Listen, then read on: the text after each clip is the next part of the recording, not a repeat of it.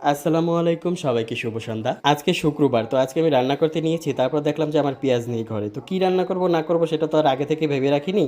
যখন সবকিছু বের করি তারপর দেখি কি রান্না করা যায়, কি দিয়ে কি মিলানো। আজকে গাঁটি ছিল ঘরে, সেই গাঁটিগুলোকে কেটে নিলাম পিস পিস করে, মানে টুকরো টুকরো করে। আর ফ্রিজে ছিল মাংস। মাংসের ভিডিও তোমরা এর আগে দেখেছিলে, যেগুলো ধুয়ে টুয়ে রেখেছিলাম ফ্রিজে। কষ্টের জীবন, একার জীবন, সবকিছুই ম্যানেজ করতে হবে, সবভাবেই খেতে হবে। যখন যেরকম পরিস্থিতি সেভাবেই খাবো, সেভাবেই চলবো। এটাই হচ্ছে আর কি আসল বাস্তবতা। আমার রান্না বান্না দেখে অনেকে হাসাহাসি করতে পারো, কিন্তু হাসাহাসি করলেও কিছু করার নাই। আমি মূলত কাউকে রেসিপি শিখাই না, আমি মূলত আমার লাইফ আপডেটগুলো তোমাদের সবাইকে দেই। তো আমি এখানে গাটিগুলোকে কেটে নিলাম এবং কাঁচামরিচগুলোকে ধুয়ে নিলাম। এগুলোকে ভালোভাবে ধুয়ে টুয়ে একদম পরিষ্কার করে নিতে হবে। রান্না করতে গিয়ে যখন দেখি পেঁয়াজ নেই, তখন তো আর কিছু করার নেই। পেঁয়াজ ছাড়াই আজকে তরকারিটা রান্না করব, যদিও মাংস, জানি না কেমন হবে। নিজের জীবন, একার জীবন, যেমনই হোক, রান্না ভালো হলেও নিজের, খারাপ হলেও নিজের, সবকিছুই নিজের। গাটিগুলোকে ভালোভাবে ধুয়ে নেওয়ার পর, একদম ঝকঝকা করে পরিষ্কার হওয়ার পরে মাংসগুলোকে আবার আরেকটা ধোয়া দিয়ে নিলাম। এগুলো আগে ধুয়ে একদম ফ্রিজে রেখে দিয়েছিলাম, তারপর আবার একটা ধোয়া দিলাম ভালোভাবে।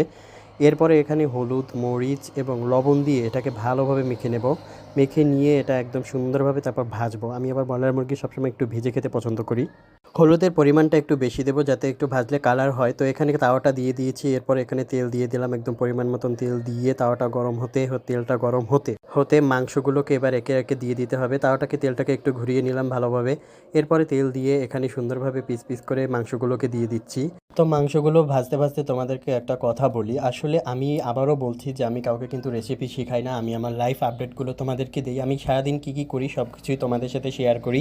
আমার একলার এই জীবনের লড়াইয়ের সঙ্গী হিসেবে তোমাদেরকে রাখি, মূলত সেজন্যই আমার এই সব কিছু তোমাদের সাথে শেয়ার করা। মাংসগুলোকে ভেজে এক সাইড ভাজা হয়ে গেছে, এরপর এটাকে আবার একটু উল্টে দেবো, উল্টে দিয়ে একটু আরেক সাইড আর একটু ভেজে নেব।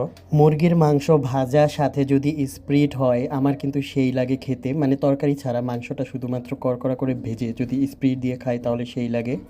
আজকে আম্মুর কথা খুব মনে পড়তেছে, কারণ শুক্রবার হলেই আমি আর আম্মু ভালো মন্দ রান্না করে এক জায়গায় বসে দুজনে খেতাম। আম্মু আমার জন্য মাংস, পোলাও এবং যাবতীয় আরও অনেক খাবার তৈরি করতো শুক্রবার হলে। আজকে আমার আম্মু আমার পাশে নেই, সে অনেকটা দূরে আছে জীবনের তাগিদে, এবং আমাকেও কোনো না কোনো কারণে গ্রামে চলে আসতে হয়েছে এবং জীবনের সাথে লড়াই করে একা বাঁচতে হচ্ছে। নিজের রান্নাটা নিজেকেই করে খেতে হচ্ছে, ভালো হোক অথবা খারাপ। তো ভাজা মাংস ভাজতেছি, আর একটু খাবো না, তো একটু খাওয়ার জন্য দেখলাম কেমন হয়েছে, বাবা ভালোই লাগলো।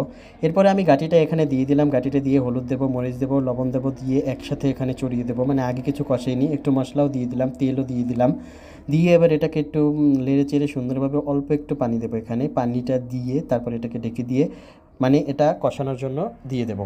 ঢেকে দেওয়ার 10 মিনিট পরে এটাকে উঠাবো, উঠিয়ে দেখবো কষেছে কিনা। তো ভালোভাবেই কষে গেছে, এখন আর হলুদ মরিচের গন্ধটা আসবে না। এরপর এখানে মাংসগুলোকে দিয়ে দেবো। মাংসগুলোকে দিয়ে এটাকে